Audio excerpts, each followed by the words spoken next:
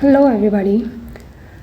I'm really sorry that I could not upload the videos in the past 4 days. I had some important work, so I just couldn't do it. I'm really sorry for that. So today let's take up this article, that is, what does Trump's 50% tariff means for India. अब आप सोच रहे होगे कि 50% कहाँ, Trump ने तो 25% लगाया है. So that 25% is additional tariff, and apart from that 25% tariff जो ट्रम्प ने अर्लियर अनाउंस किया था वो, तो ये दोनों मिलके 50% टैरिफ हो जाता है. ठीक है, आपको पता होगा there is lot of debates going on, बहुत सारे नेगोशिएशंस चल रहे हैं, and India has called these tariffs unfair, unjustified and unreasonable. Of course it's definitely unjustified for us, and there is no doubt regarding that. But US has imposed these tariffs. US considers India as one of the most protectionist country. So that's why US says that India imposes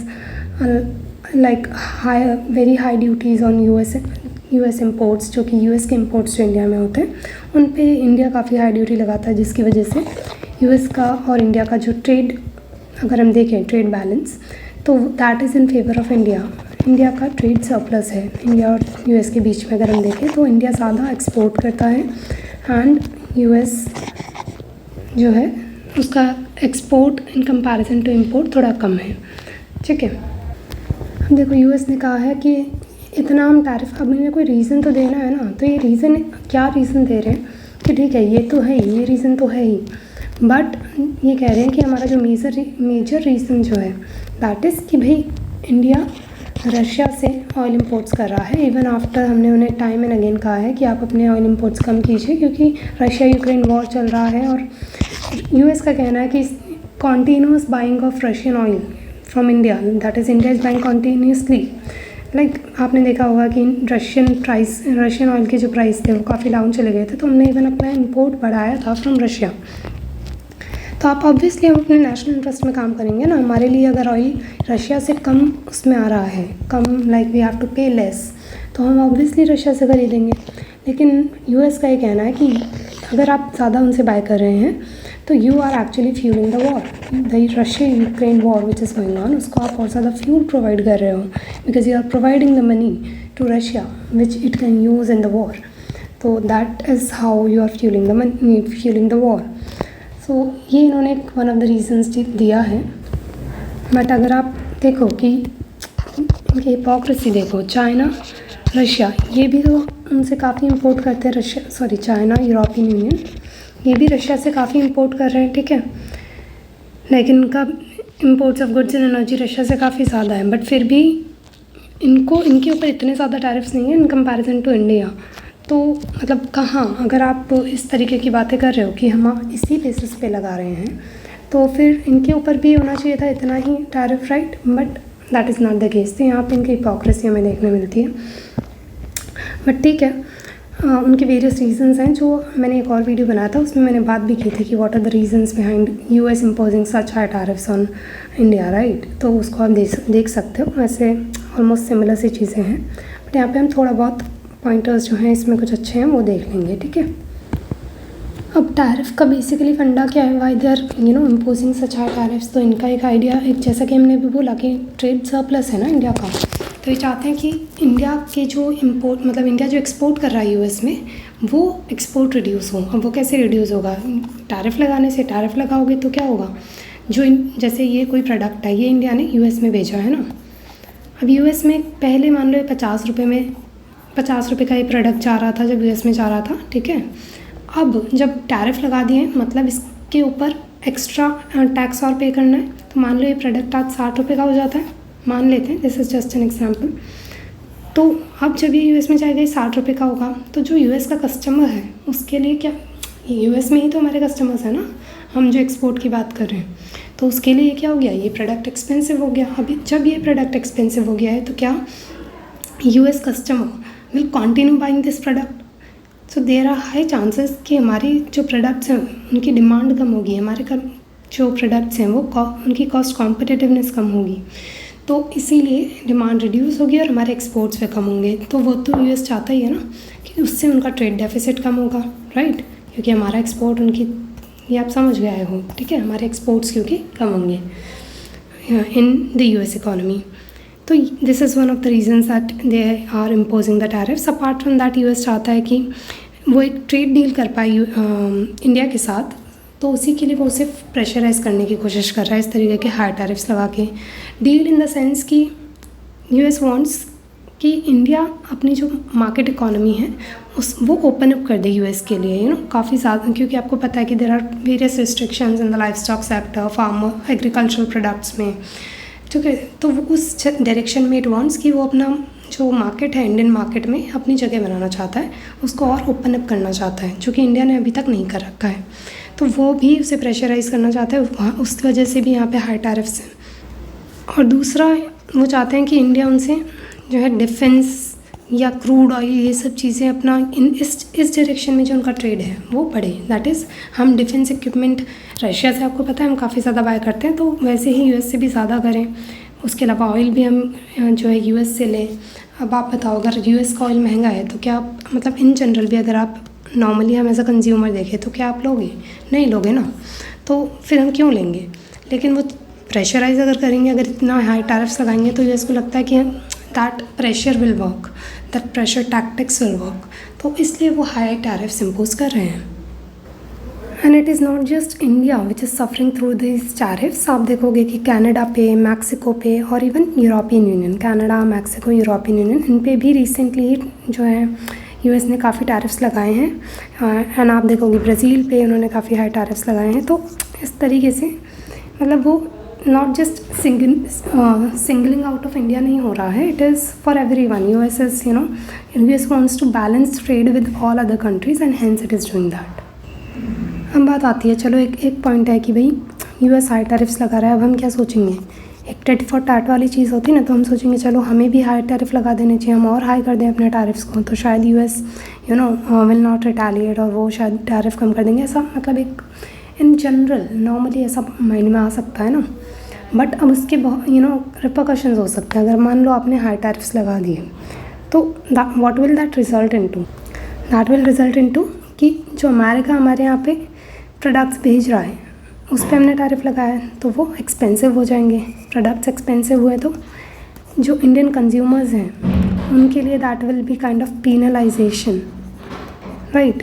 so difficult to buy such products and that may also lead to inflation in the economy in the long term, क्योंकि costly products होते जाएंगे अगर जितना ज़्यादा high tariff लगता जाएगा, right. Then second factor कि क्यों नहीं करना है, अगर आपने लगाए अब फिर से एक वो विशियस साइकिल स्टार्ट हो जाएगा। आज आपने लगाए, कल वो लगाएंगे, तो वो बढ़ता ही जाएगा। तो दैट में shift towards trade war, right. तो we do not want that. अगर आप इसके अदर इम्पैक्ट्स भी देखो, एक तो हमने बेसिक इम्पैक्ट्स जो भी देखे थे वो देखे ही थे लास्ट एक वीडियो में भी, बट अगर आप और उसका डिप में जाओ कि एग्जैक्ट इम्पैक्ट्स क्या होंगे टैरिफ्स के, तो देखो सप्लाई चेन जो हमारा एक अभी सप्लाई चेन बना हुआ है, राइट, कि हाँ यहाँ से ये जाता है इस तरीके से, बट यहाँ से ये एक्सपोर्ट होता है, यहाँ से इम्पोर्ट होता है, whatever, that supply chain may get disrupted because of these tariffs, right. And as a result of that these tariffs may not, हो सकता है because of these tariffs some companies may not recover out of their business. I mean, they may not recover the losses which they have occurred because of these tariffs, right? और वो जो they may lose out their business to some other countries like Bangladesh, Vietnam kind of countries, like, तो वो एक issue है, and that in long term what will lead to reduction in employment, so livelihood impact होगा, loss of livelihoods में आकर, क्योंकि employment कम होगा, income कम होगी। so अब इसमें जैसे आप एग्जांपल देखो, textile, carpets, right, these type के जो बिजनेसेस हैं उनको हाईली इम्पैक्ट होगा, क्योंकि यहाँ से काफ़ी ज़्यादा एक्सपोर्ट होता है, हमारी जीडीपी में ये काफ़ी ज़्यादा इनका कंट्रीब्यूशन है, ठीक है। तो that is the one of the important factors कि ये टैरिफ इम्पोज करना हमारे लिए प्रॉब्लमेटिक हो सकता है। अब ये तो हमने इसकी बात कर ली। उसके अलावा आप देखो कि हमने बोला था यूएस वांट्स कि हमारे मार्केट में उनको जो है एक्सपोजर मिले, उनको और ज़्यादा, they want space, they want कि इंडिया में जो मार्केट है वो उनके लिए खुल पाए। बट अब वो किस मार्केट को ओपन अप करने की बात कर रहे हैं, हमने बोला एग्रीकल्चर। अब एग्रीकल्चर में देखो वो चाहते हैं कि GM क्रॉप्स लाइक सोयाबीन वो हम उनके लिए ओपन अप कर दें। इसके अलावा मेज़, राइट। तो जब इनको ओपन अप करोगे तो अब हमारे डोमेस्टिक जो प्रोड्यूसर्स हैं उनके लिए तो ऑब्वियसली दिस इज़ डिसएडवांटेजेस ना, क्योंकि ये GM क्रॉप है। पीपल हो सकता है दे विल प्रेफर दीज, इनकी डिमांड ज़्यादा हो जाए हमारे मार्केट में। अब इनकी डिमांड होगी तो ये तो US का फ़ायदा है ना। अब हमारे जो प्रोड्यूसर्स हैं उनको तो नुकसान होगा।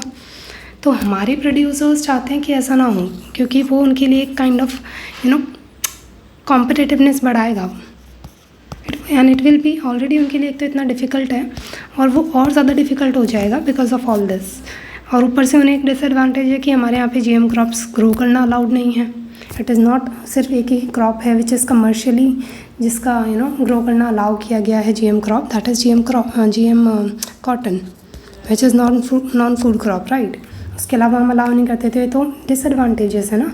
हमें उसमें एक तो अलाउ भी नहीं कर रहे हो आप प्रोड्यूस करना, ऊपर से आप उसी को इंपोर्ट कर रहे हो, फिर लोग उसी को यूज़ करेंगे, उनकी डिमांड बढ़ जाएगी। तो उनके लिए तो मतलब बिल्कुल ही हमारे एग्रीकल्चर सेक्टर में फार्मर्स एंड ऑल के लिए बहुत ही ज़्यादा ख़राब सिचुएशन हो सकती है।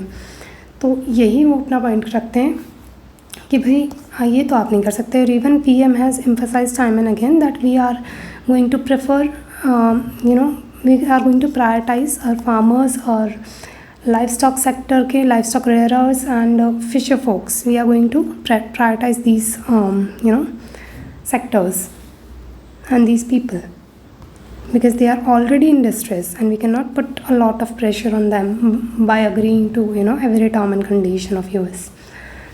Then आपको ऐसे ही दिखेगा कि livestock sector में भी डेयरी प्रोडक्ट्स एंड ऑल में US मार्केट चाहता है। अब हमारे यहाँ पे हमने एक कंडीशन लगा रखी है कि भाई जो भी इंपोर्ट्स जो होंगे that should be derived from animals that are not fed on any formulation produce from the internal organs, bone meal और टिश्यूज़ ऑफ एनिमल्स। तो US के according this is more a religious factor and ये सब नहीं होना चाहिए, ये conditions हटा देनी चाहिए and all. But definitely what ever the case it is like if it is in our national interest, we are going to prioritize our national interest and nothing else. This is what India has said that हम अपने national interest में काम करेंगे। Though we have to balance out, definitely balance out करना बहुत ज़रूरी है। ये तो नहीं है कि हम अपना सारा ट्रेड तो नहीं बंद कर सकते ना, but we have to balance out and prioritize these sectors which are already in depressed mode. अब अगर आप देखोगे कि US में जो मार्केट है इंडिया के लिए फॉर फ्रोज़न श्रिम्प, अब अगर हाई टैरिफ्स होंगे तो इसमें भी फिर हमारे लिए एक्सपोर्ट करना थोड़ा सा डिफ़िकल्ट होगा और वो हमें बहुत ज़्यादा इम्पैक्ट कर सकता है, ठीक है। एंड दिस में impact aqua farmers in the states like Andhra Pradesh, Gujarat, Orissa and Tamil Nadu. So this is more like a difficult situation for India to handle, and we are trying to balance out a deal, some kind of deal which may not hamper too much on our interest, and we can prioritize our national interest as well as we have to balance other things like trade तो continue रखना ही है। तो वो सब चीज़ें चल रही हैं अभी, trade negotiations are going on. Let's see how it works. So that is it for this, I think, and you must have got a huge clarity on this topic, hopefully. Thank you so much, and you may like and subscribe my channel if you want more such videos like this.